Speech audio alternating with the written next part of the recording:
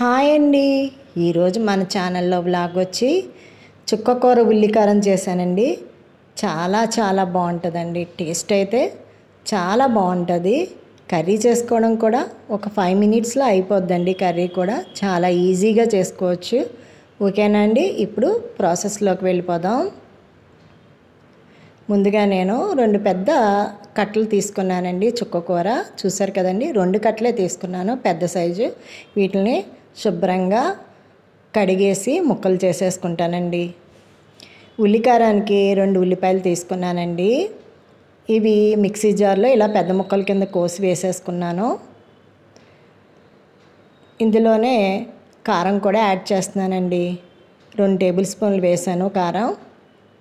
అలాగే వెల్లుల్లి రబ్బలు కూడా వేస్తున్నానండి. ఒక 8 వెల్లుల్లి రబ్బలు వేసాను. ఇప్పుడు అన్నీ కలిపి మరీ మెత్తగా కాకుండా కొంచెం కచ్చాబెచ్చాగా చేసుకుంటే బాగుంటుందండి. ఇప్పుడు కళాయి పెట్టి నూనె కొంచెం ఎక్కువే పడుతుందండి. నూనె వేసుకొని పచ్చిశనగపప్పు, చాయ్ మినపప్పు వేసానండి. అలాగే జీలకర్ర 1 టీ స్పూన్, ఆవాలు 1 టీ స్పూన్ వేసానండి. సిమ్లో పెట్టి చక్కగా దోరగా వేయించుకోవాలి. ఇప్పుడు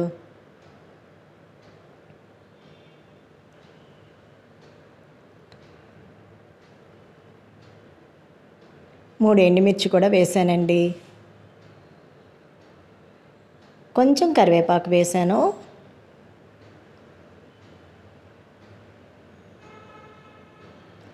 అన్నీ కలిపి సిమ్లో పెట్టి చక్కగా వేయించేసుకుందాం.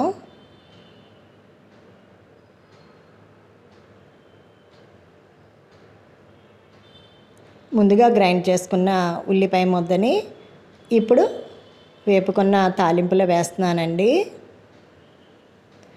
చక్కగా ఇది సిమ్లో పెట్టుకుని వేపుకోవాలండి. ఎందుకంటే పచ్చి ఉల్లిపాయ కదా, పచ్చి వాసన రాకుండా చక్కగా వేపుకోవాలండి. ఇది వేపుకోవడానికే కొంచెం టైం పట్టుద్ది. చుక్కకూర వేస్తే 2 మినిట్స్లో కర్రీ అయిపోద్దండి.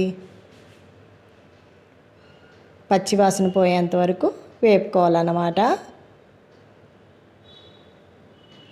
నేనైతే శుభ్రంగా పచ్చివాసన పోయే వరకు వేపి శుభ్రంగా కడిగి పెట్టిన చుక్కకూరని వేస్తున్నానండి. చక్కగా ముక్కలు చేసుకొని ఇట్లా వేసుకుంటే 5 నిమిషాల్లో మనము చూసారండి. ఇప్పుడు నేను ఆకులు వేస్తున్నాను కదా, మీరు చూస్తుండగానే ఒక రకంగా ఆకు కలర్ చేంజ్ అయిపోద్దండి, మగ్గిపోద్ది అన్నమాట. కొంచెం పసుపు కూడా యాడ్ చేశాను. చూడండి, అడుగునున్నదంతా తొందరగా మగ్గిపోతుంది. చాలా ఈజీ కర్రీ అండి. టేస్ట్ కూడా వెరైటీగా ఉంటుంది, బాగుంటుందండి. ఎప్పుడు రెగ్యులర్గా చేసుకునే కర్రీల కన్నా ఇలా ఒకసారి చేసుకుంటే చాలా బాగుంటుందండి టేస్ట్ అయితే. చూసారండి, నేను వేసినప్పటికీ జస్ట్ ఇలా గరిటెతో ఒకసారి తిప్పినప్పటికీ ఎంత తక్కువ అయిపోయిందో చుక్కకూర. రుచికి తగిన సాల్ట్ కూడా యాడ్ చేశాను. అంతేనండి. మళ్ళీ ఒకసారి కలిపేసుకొని ఒక 2 మినిట్స్ చక్కగా మూత పెట్టేసుకుంటే సరిపోద్దండి. ఇందులో ఇంకేమీ యాడ్ చేయక్కర్లేదు, వాటర్ కూడా వేయక్కర్లేదండి. దానికి అదే వాటర్ వస్తుంది. అలా 2 మినిట్స్ ఉంచేసుకొని మళ్ళీ 2 మినిట్స్ అయిన తర్వాత మూత తీసానండి నేను. చూడండి ఎలా ఉందో కర్రీ, అంత మెత్తగా అయిపోద్దండి.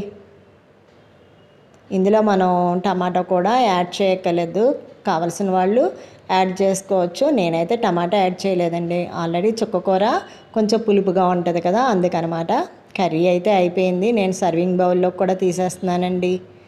చూసారండి ఎంత ఈజీగా చేసుకోవచ్చో చుక్కకూర ఉల్లికారం. నా వీడియో కనుక నచ్చితే మీరు లైక్ చేయండి, షేర్ చేయండి, సబ్స్క్రైబ్ చేయండి. చాలామంది వీడియోస్ చూస్తున్నారు కానీ సబ్స్క్రైబ్ చేయట్లేదండి. ప్లీజ్ అండి, సబ్స్క్రైబ్ చేయండి. థ్యాంక్స్ అండి.